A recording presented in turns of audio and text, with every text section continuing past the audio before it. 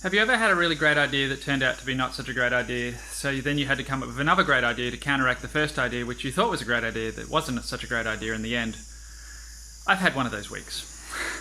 And I've sort of been missing in action. I think she's 92. My 92-year-old grandma has been staying with me for the last week, which has been great.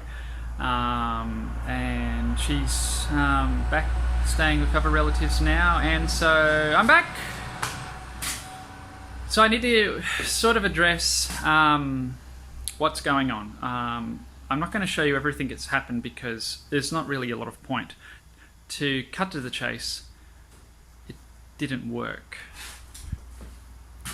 So to cut to the chase, this sadly just doesn't produce enough heat. It's just as simple as that. I thought it should have worked. It's a lovely coil. There's really nothing wrong with it. Everything's going uphill. It's not transferring enough of the heat from this part of the riser. And so, yeah, I need to go back to the drawing board.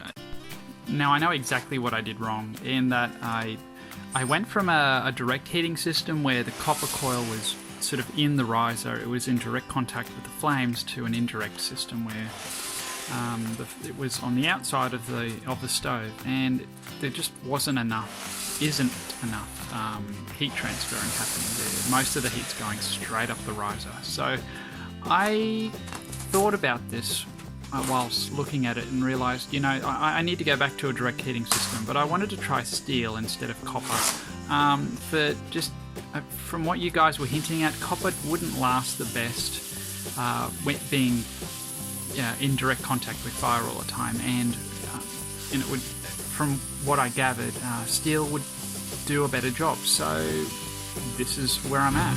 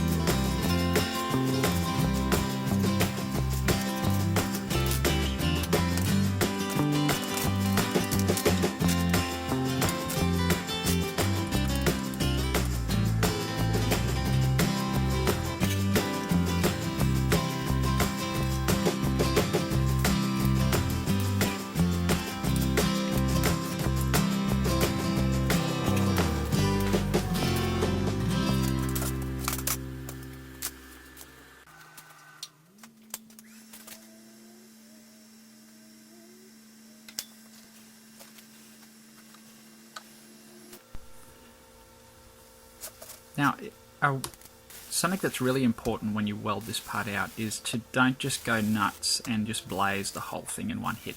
If you do, this bit of straight pipe will end up looking like a banana. So as you can see, I am just staggering my welds. I'm going from one side of the pipe to the other, and I'm doing relatively short stitches, which is really all that's required to hold this in place. These fins are purely just to increase the surface area of the pipe and increase the pipe's ability to absorb the heat more efficiently inside the riser. So yeah, when you weld this out, just stagger your welds like what I'm doing here. Flip it from side to side, and I was pretty pleased with the results. It basically stayed nice and straight on.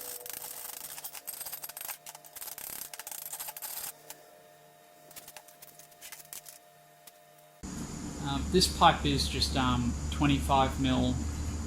I think it's schedule. It looks like schedule 40, just by the looks of it. And yes, it is steel, and yes, it will rust. And you know, if you leave water in this thing all the time, I actually think it'll last longer than if you got it wet, get it wet, and empty it out, and then oxygen can get to the steel, and that sort of accelerates rust. But if it's in water all the time, it'll actually sort of help preserve it a bit. Funny enough. Okay.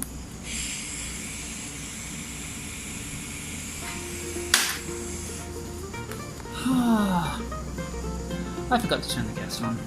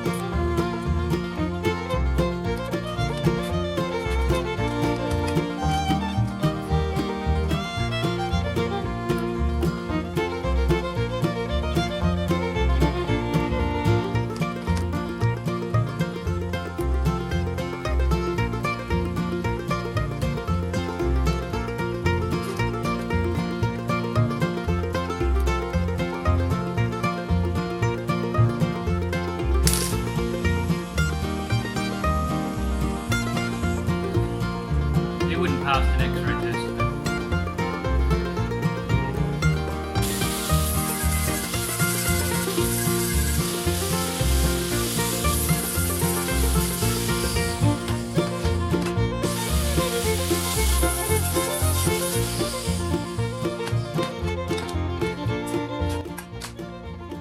I'm going to weld this sort of there and there. Which will make this a screw in and screw out piece, so that when the day comes, because at the end of the day this will have a service life, I'll be able to easily replace it by just unscrewing the fittings and lifting it out. If you are going to do this, make sure that if you're going to weld this thing together, try to find a steel threaded, what would you call this? Someone out there will know what this is called. I'll insert it like there. I'll look it up on Google. Thank you, Google. So make sure you get a steel one. This one's cast iron, which isn't an issue for me because I'll silicon bronze it, which is great for dissimilar metals. But yeah, just find a steel one of these if you can. Let's start again. So TIG brazing is one of those things where you're not actually melting the parent metal. You are just getting it hot enough so that the silicon bronze bonds to whatever it is you're trying to braze, and that's why you can join dissimilar metals like stainless steel to copper. I've done that. Copper to copper, well, that's not dissimilar, but anyway. Cast iron to steel, cast iron to stainless steel, all that can be done.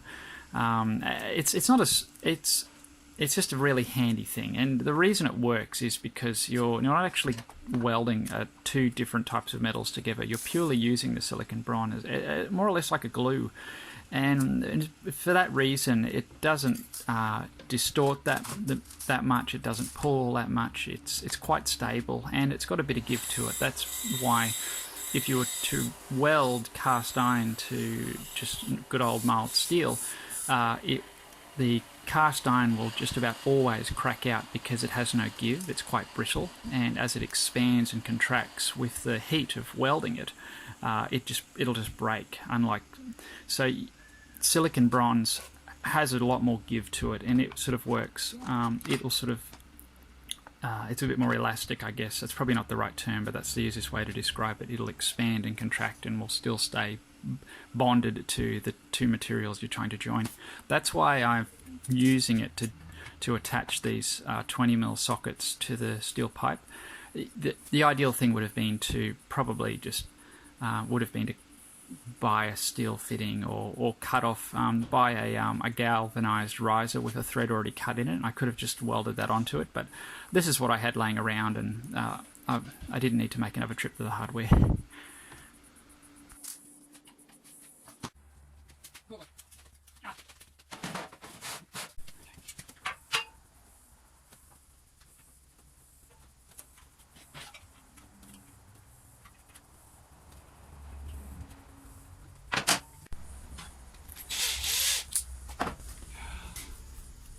The drill.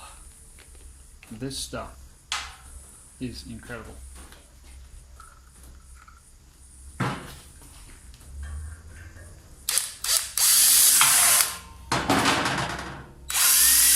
See what I mean?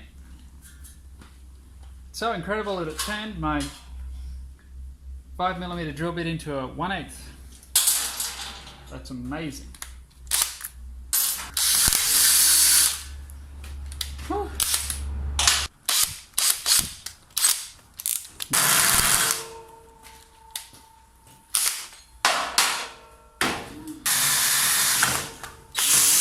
That was so much easier.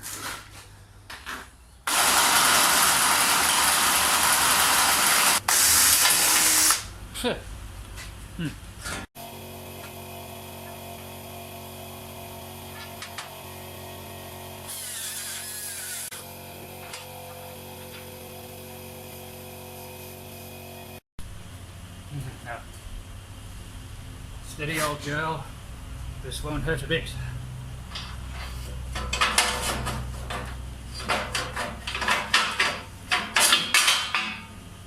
Or maybe it will. Well, I have two choices. I can trim a bit off our threaded bit here, or I could trim the thin. I reckon I'm better off to trim this. I'm going to do that.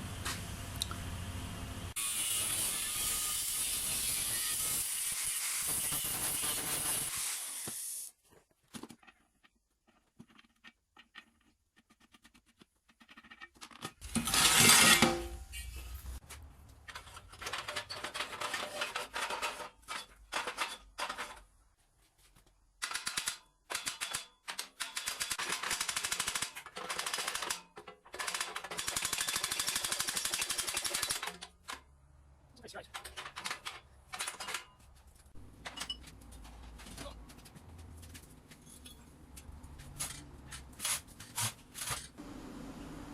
Actually, let's put the plumber's tape on the correct way. It's probably a good time to talk about it. When I was doing that up, it was wanting to automatically unravel the plumber's tape because I didn't put it on the correct way. So you twist it on, it screws in that way. That's the direction that you screw it in is the direction you need to spin the pipe whilst holding the tape on. That's the easy way. That's the easiest way for me to. That's how I remember it. So that's the direction it'll screw in. That's the direction I want to apply the plumber's tape or Teflon tape. I think we just call it plumber's tape here in Australia. Different name, same stuff.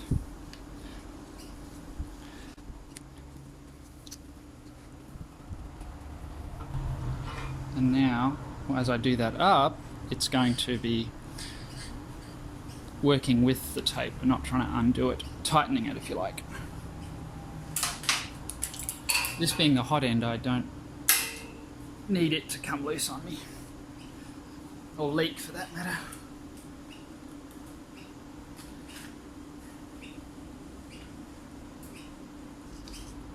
If you don't use plumber's tape, if you're wondering, it will leak.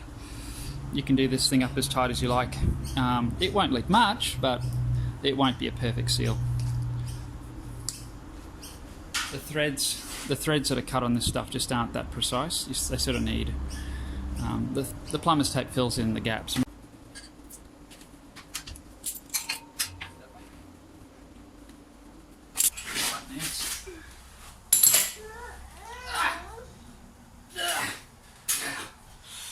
That is amazing!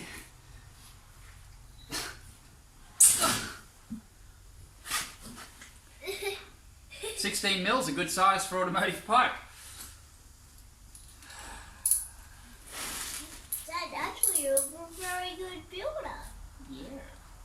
What a fluke. What's that? Daddy's. It's Daddy's pocket style. That can be very hot baths and hot showers. That's right. Hot baths, hot showers. And even hot water in the sink. Hot water in the sink for washing up, that's right.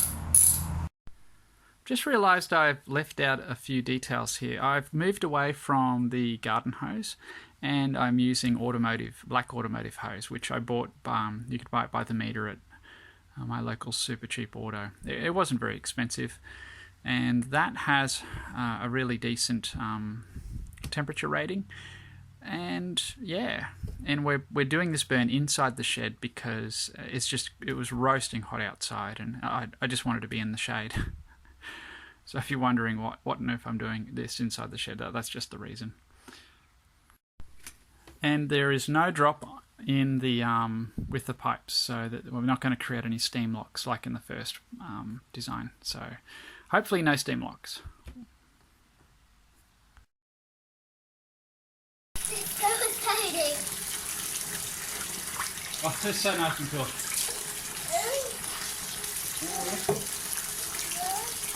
Making a point to be such fun. Alright. Are you putting hot with it? What are you doing, Dad? Making it hot with?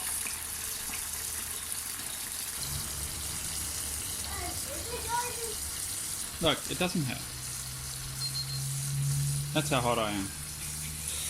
That's pretty hot. How hot it is? That's what my wife reckons. Okay, now it's up to here. Yep. Oh. Ooh. Silence. Ha. So fun. It's so nice. Yeah. Yeah. A bit steamy too. A bit steamy. It's not that steamy. No, don't splash the camera. Oh, I think it'll work. I hope so anyway. So it's 10 o'clock and we're going to light this, and you've seen the starting temperature, so let's start the experiment. Well, Let's test the thing.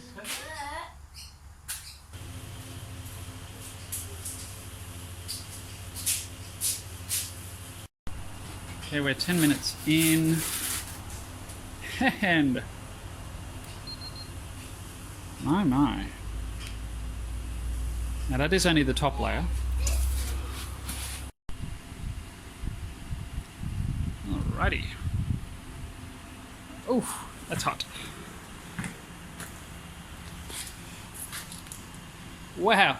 Okay, that automotive hose is smoking hot.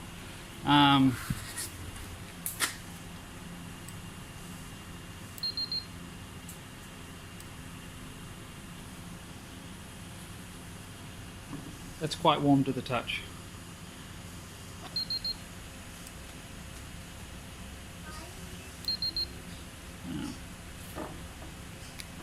Yeah.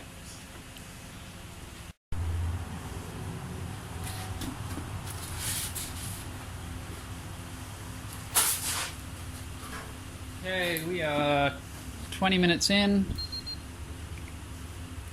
and we've already beaten the other one's record, but that's only the top layer. I'm going to give this a bit of a stir.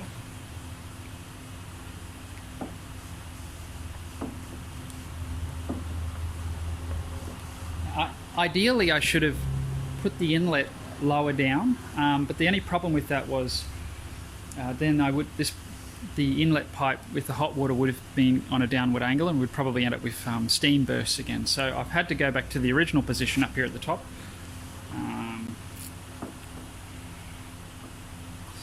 So yeah, so I'll give it a little stir.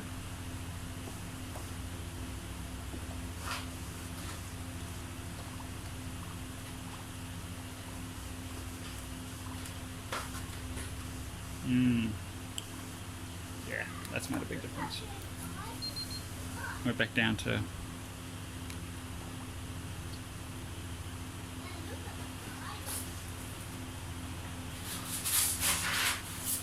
oh wow. Yeah. You're hungry? Oh dear. Whoa. Whoa. Steam collapse. Now we haven't had one steam burst yet, which is great. Now before you mix it, Aaron, I'm just going to take a quick temperature reading. It just dribbles like that. It's just bubbling.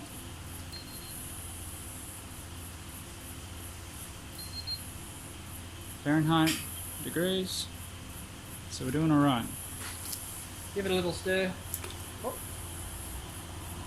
Yep, that's warm. Really good, Dad? Melida. That's good. That's good. It's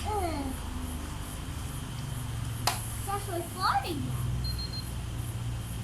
Okay. There you go. She's climbing steadily. It's good. All right, pull it out. Yes, I did.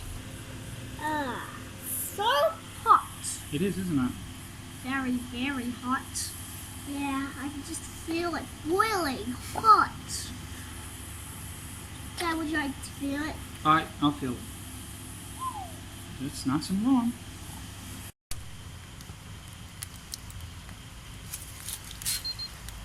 Are you checking your own temperature, are you? Oh, you seem healthy. No, that's.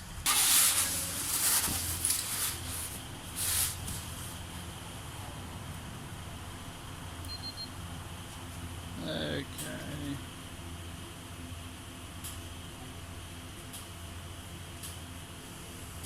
That's not bad. We are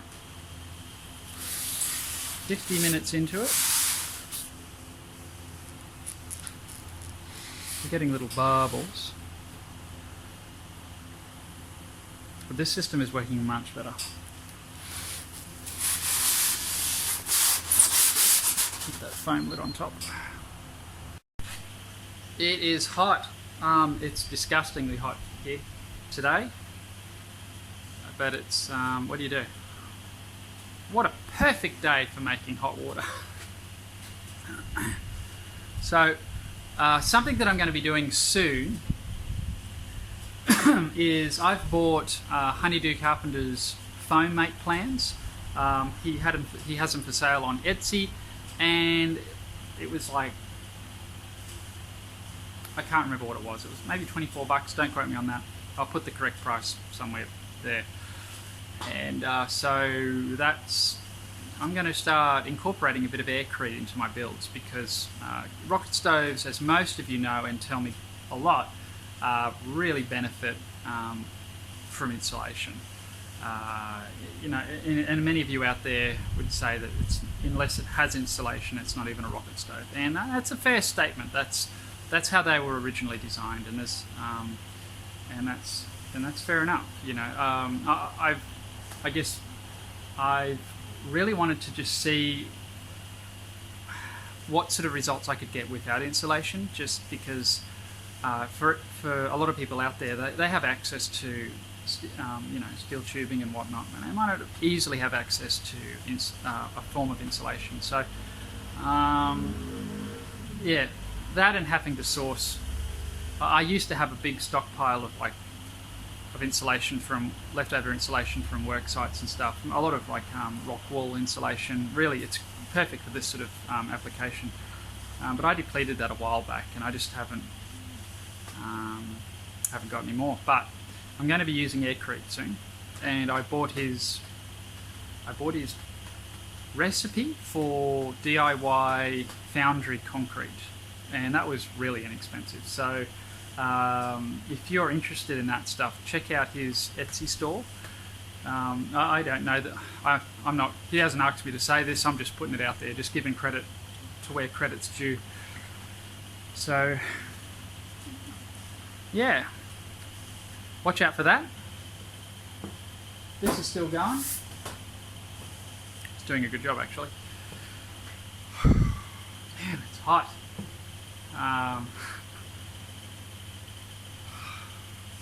It's rather disgusting.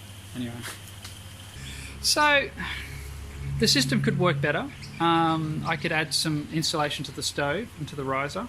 I could insulate this barrel. I could add a fish tank bubbler to the bottom so that it just slowly and gently agitates and stirs the water. I think that'd be a sensible option if I was going to really get serious about this. But I might look into that as time goes on. But for now, I think I'm going to leave this build where it is. It's summer here, and I really don't need a hot water heater at the moment. It'd also make a really good workshop heater. So I might look into taking it to work or something.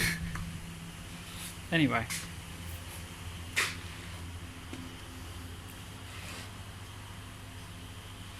Well, if you've made it to the end, you've been very patient, and I appreciate that. Thanks for watching. Feel free to like and subscribe, dislike, whatever. It all helps. And I really appreciate your feedback too, because at the end of the day, I need it. I'm learning, you're learning, we're all learning. And I'm not afraid of constructive criticism. But that'll do for today. Thanks for watching, guys. See you, bye.